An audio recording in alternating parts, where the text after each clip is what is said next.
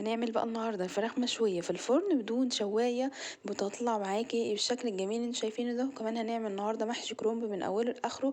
لو في اي بنات او اي حد لسه بيتعلم جديد وحابب اللي هو يعرفه، انا هعمله من اوله لاخره. كملي معايا الفيديو للاخر وهنطلع معاكي بالشكل الجميل اللي انتوا شايفينه ده. اصلا الاكل الحلو ده النهارده معمول عشان خاطر حماتي كان عيد ميلادها، وحبيت ان افاجئها واكبر بخاطرها.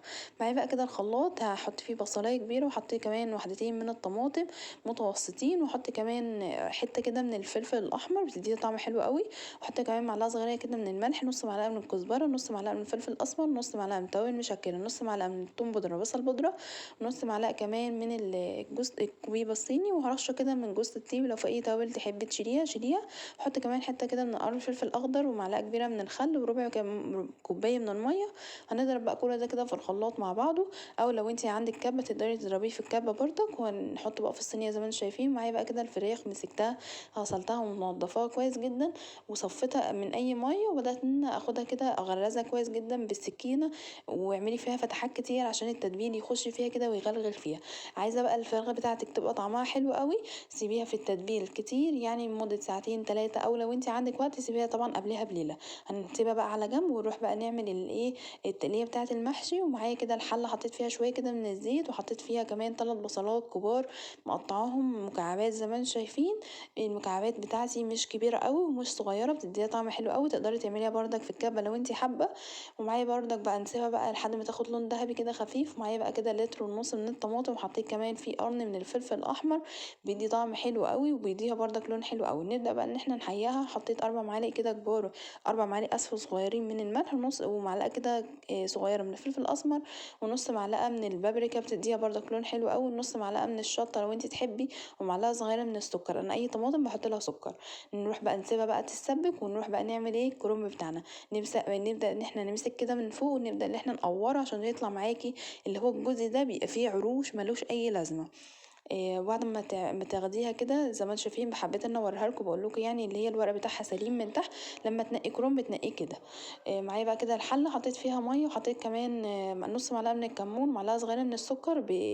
السكر بيديه طعم مسكر قوي، الكمون عشان خاطر البطن وكده يعني.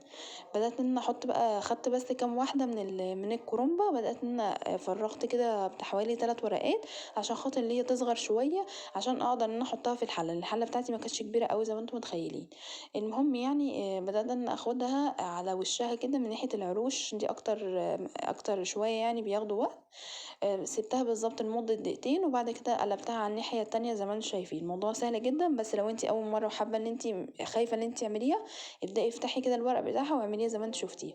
تطلعي بقى على مية تكون مية ساقعة ان انت تشطفيها، وبعد كده تطلعيها بقى تاني على مصفى.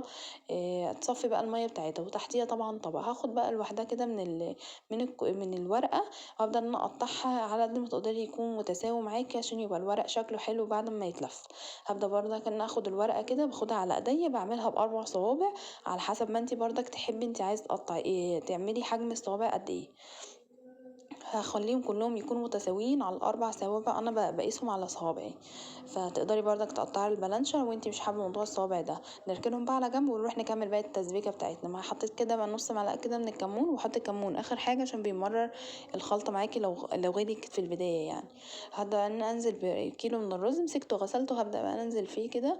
وهنزل كمان بالخضره بتاعتي اللي هي واحده من الشبت، واحده بقدونس، واحده كزبره. هبدا بقى ان انا احطها برضك في الاخر، بتدي ريحه حلوه قوي. وفي نفس الوقت تفضل بردك مصحصحه معاكي. نبدا بقى تبداي انت تشوحي بقى الرز كده مع الخلطه لحد ما تلاقي لون الرز كده بدا اللي هو يغير زي ما انتم شايفين كده. اوعي تقولي اللي هو الرز بتاعك هيعجن ولا اي حاجه، لا خالص، ده هيبقى مفلفل معاكي وهيبقى حلو. معايا بقى كده الحله، نفس الحله اللي انا كنت عامله فيها الخلطه، فضيتها طبعا وحطيت فيها بقى العروش اللي بتبقى من فوق بتاعه الخضره، بتديها ريحه حلو قوي وبتديها طعم حلو. هبدا بقى ان اخد الورق معايا، وابدا ان احط فيها رز كده مش كتير قوي ومش قليل قوي.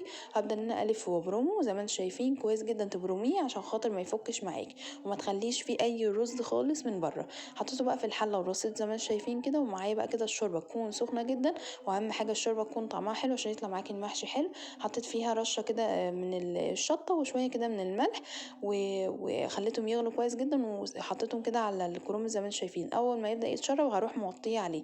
معايا بقى كده الفراخ بعد ما غليت شويه، احط لها كده رشه كده من الزيت بتدي لونها حلو قوي. وبعد بعديها بشويه هروح بقى بعد 10 دقايق بالظبط ما تغلي من فوق اروح مدخلها الفرن على الشوايه على طول. معايا المحشي زي ما انتم شايفين كده، بعد ما اتشرب تروحي موطيه طبعا عليه لمده 10 دقايق ويطلع معاكي احلى محشي، والفراخ شكلها تحفه. يا رب يكون فيديو خفيف عليكم. السلام عليكم.